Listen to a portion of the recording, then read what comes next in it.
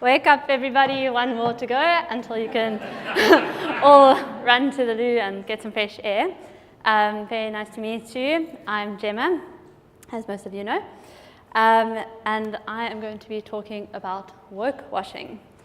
To get us started, I'm going to start with a couple definitions so that we are all on the same page.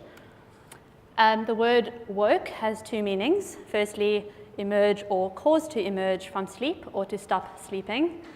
And then the second one, the way in which I'm going to be speaking about the word woke, is to be aware of social justice issues, being consciously and socially awake. Just a bit of history on the word woke in the second way. It's African American slang that originates from America in the 1960s, and it was used to describe being conscious of social systems of black oppression, and it gained popularity again in 2016 during the rise of the Black Lives Matter movement, and it's a word that we commonly use and hear today. Secondly, woke washing, the practice of brands appropriating social activism as a form of advertising. In the past, brands didn't often wear politics on their sleeves. Brands weren't expected to take a stance on social issues. They could simply get away with selling their product or service straightforwardly so. Things have changed. Millennials are in the driving seat. Few brands can get away with right on capitalism. Millennials and their successors are drawn towards more socially conscious brands. They buy into real brands. Millennials are looking for transparency and, most importantly, authenticity. Brands need to do more than just offer a product or a service. Millennials want to buy into an ideology and into a philosophy and what the brand stands for. Brands are starting to take a stand. The days of brands sitting out on social issues are no more. Brands that are silent are viewed as complacent. This has created a certain pressure for brands and has developed into an eagerness for brands to adopt a woke mindset, and massive brands are jumping onto the bandwagon to make themselves seem seemingly woke, ultimately profiting from social causes and in some cases appropriating social activism as a form of advertising and using progressive values as a marketing ploy. Brands play a huge role in making societal changes, but are not necessarily putting the time and resources into addressing these very issues in meaningful ways. Often, nothing is being done behind the scenes to change the way in which brands exist and the way in which the businesses operate. So I'm just going to take you through a few examples of cases where that I've deemed woke washing. We don't have time to watch the full adverts, so just bear in mind that these are just snippets of adverts, and then I'll explain each one. The first one.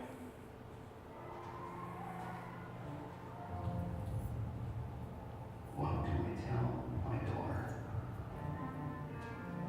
Do I tell her that despite her education, her drive, her skills, her intelligence, she will automatically be valued as less than every man she ever meets?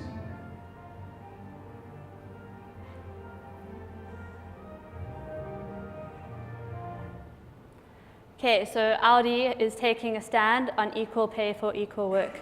Theoretically, great. Let's have a look at the executive team. You have to have women to pay in order to pay equally. And it's all very well making a powerful and provocative ad, but all 6 executive board members at Audi are male, and Audi has a poor history when it comes to promoting women into leadership positions. It's great to take a stance on a big societal issue, but it's very important that the brand's values aligns that advertising reflects the brand values, aligns with their aspirations, their missions, their visions, right down to the day-to-day business, the day-to-day activities within the business. The second example is Nike. Nike decided to use US footballer Colin Kaepernick as the face of their campaign earlier this year. Kaepernick is known to be an American political lightning rod. So by using him as the face of their campaign, they took a bold move in standing up against inequality. 2 years ago, Kaepernick refused to stand for the US national anthem as a protest against racial injustice. This caused a massive reaction which broke along liberal and conservative lines. Again, theoretically great, but what's going on in terms of inequality behind Nike? Interesting timing as well. This campaign came out at a time when Nike was battling off allegations about employment conditions of their sweatshop workers in Vietnam. These people, predominantly women, are working 14 to 16-hour days while earning next to nothing. This also came at a time when Nike was battling off allegations about women being mistreated behind the scenes within the Nike workplace. My message here is that it's all very well promoting equality in one area, but when there's social injustice and inequality happening internally within Nike right under our noses, how meaningful is the advertising message? So the next one, it's already come up twice today and you're very familiar with. This is just a snippet from the Pepsi ad with Kendall Jenner.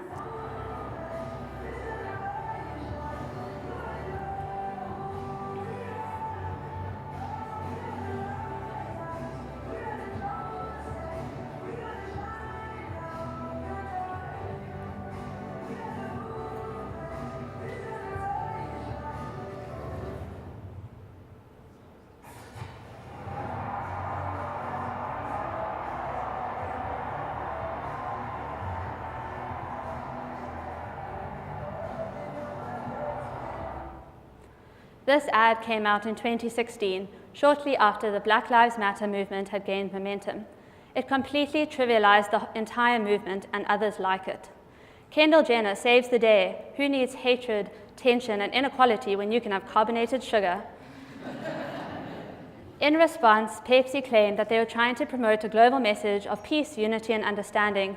Meanwhile, it's very clear that they were trying to capitalize on social justice movements. So this woke-washing is happening in so many brands today. Just another brief example is Coca-Cola decided to write in Maori in New Zealand on their vending machine. They intended to write open happiness, and they instead wrote open death.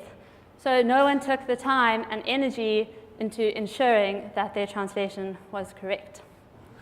But it's not all bad.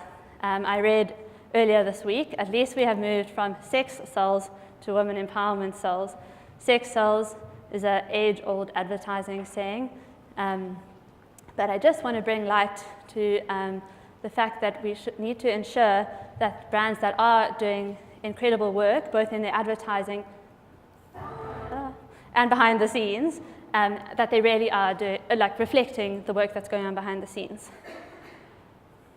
Okay, my next ad that I'm going to show you is what I believe 3 brands that are doing really positive work in this space, and they are using woke in the right way.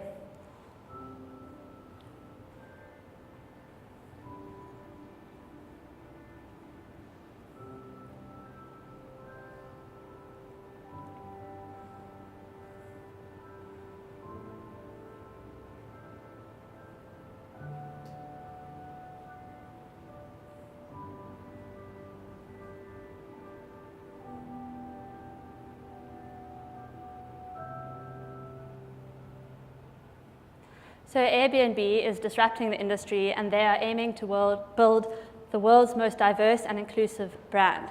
Their mission is that anyone can belong anywhere, and the company is centered around belonging. Their business truly reflects this in every way, internally and externally. Another example is Patagonia, who really put a lot of time and energy behind the scenes into building an environmentally sustainable brand. And one of their campaigns, which is really interesting, was the Don't Buy This Jacket campaign. This encouraged people not to buy their new winter line on Black Friday, and instead for people to come to Patagonia, get their stuff repaired, recycled, or redistributed. And it encouraged people to consider the environmental impact through clothing. They aim to change consumer behavior by encouraging more considered purchases and choices, and they really successfully got people's attention through this campaign, and their sales skyrocketed. So there are good ways to do it. The best part is that they drive sustainability from the inside, focusing on supply chain integrity, resource reduction, and are truly committed to implementing a better world. The last example that I'm going to give is a South African brand who are focused on ethical fashion. They make luggage and accessories from upcycled kiteboarding and sailing material, and their whole philosophy is about transparency of the process. It's about slow fashion. They reveal the full process from beginning to purchase with their customers, and one of their big focuses is on meeting the makers. So who are the hands behind the goods that you buy? Who are the faces behind the hands, and who are the lives behind the faces? Because every single one of those people that is involved in the process is a human being. So my message to you as a class is that as future advertisers, we play a massive role in shaping the world's consumer perceptions. We have a huge role to play in determining how people see the world, how people understand other people that exist in this world around them. And I really want to encourage you that through your work, as we all start in the next couple of years, that you check yourself, that you commit yourself to authenticity, challenge your clients to make meaningful changes within the brands internally, so that what we portray through advertising is truthful and transparent and ultimately authentic. Ensure the brands that we represent through advertising are practicing what they preach, and on a more personal level, that every person in this room can be. Well done.